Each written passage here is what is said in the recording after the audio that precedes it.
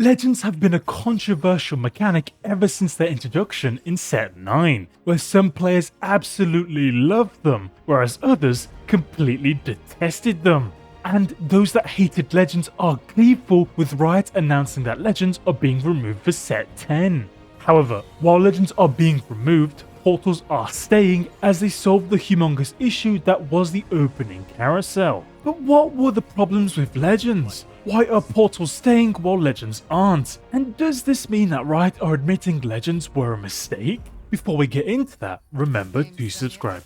So firstly, why were Legends so problematic? Well, right at the beginning of the set, in this video, I said that Legends would be problematic if they became meta. And I was exactly right. Legends were especially awful when there was just a clear power discrepancy between them, which caused everyone in the lobby to just play the same legend. This was abysmal if you weren't playing that specific legend, because you'd either be multiple levels behind or several items down. And that was another problem with Legends. It was always better to follow the meta rather than try and counter it. And that was because the only way you could catch up to players with more gold or items is if you had more gold or items. And there never existed direct counters to Legends, so it was far easier to just copy what everyone else is doing.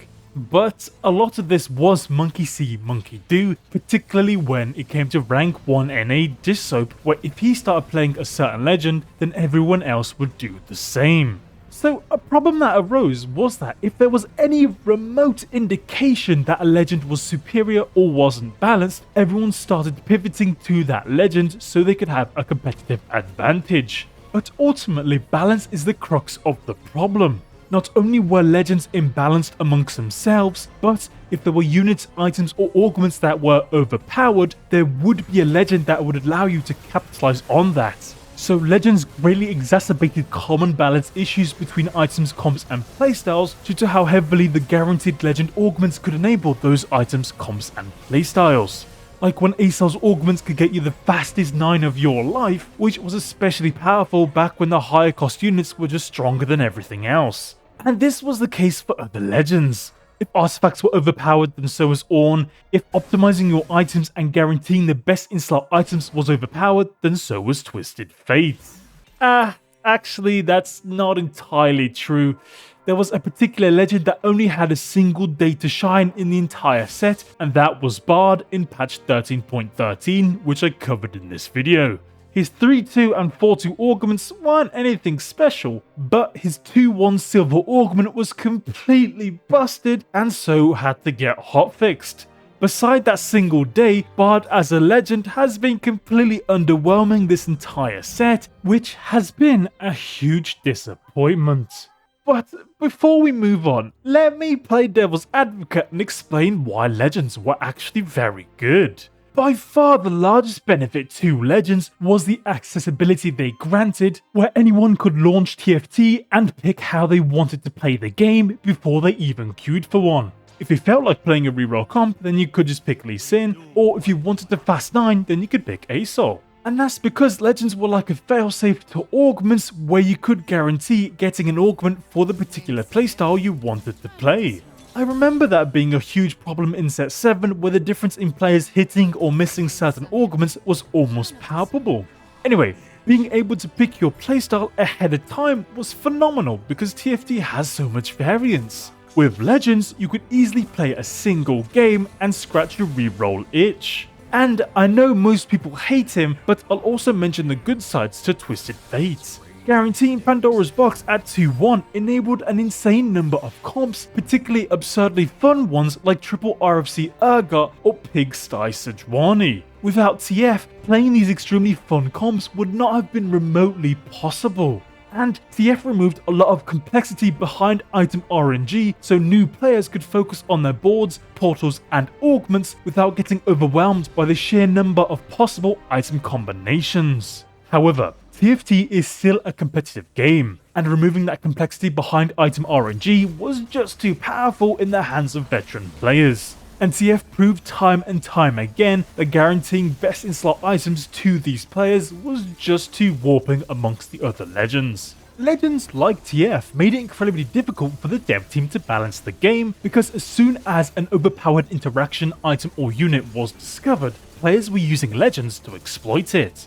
This, amongst other things, like TFT's patch cycle, led to Set 9's abysmal balance issues. But if you want to hear more about that, then check out this video where I go into depth about those balance issues. At the end of the day, while Legends did have some merits to them, they were greatly outweighed by their flaws and in turn brought many problems to TFT. So, unsurprisingly, Riot are removing them for Set 10. But Legends could come back in another form, and personally, I hope the next version has Legends that counter each other for a much more interesting dynamic. But why are Legends leaving and Portals staying? Well, here's a pretty benign take, but Portals were a fantastic mechanic to Set 9 that players would absolutely love to see more of in the future, and Portals solved the problem that was the first carousel, where getting the first item or unit you wanted was just an APM check. Riot agrees with players here, so they are keeping Portals in TFT for Set 10. However, the spicy take here is that Portals were hindered by Legends, and there was an emerging problem with Portals, and that is the fact that some Portals synergized too well with particular Legends. This gave far too much of an advantage to players with that particular Legend and Portal before the game had even began. For example, Kench and ASOL players always took Yuumi Zoom Zone as their gold usage became even more efficient. Likewise, Earth players could guarantee extra spatulas with Bandle Cafeteria, which accelerated the HP growth of their boards tremendously more than other players. So rather than using Portals as exciting ways to transform the game, players were picking Portals to further extend the advantage granted to them by their Legend. This developed a really weird Portal meta where some Portals were must-haves and some were never bother. This created a really stark difference in play rates between these Portals and even regions as a whole.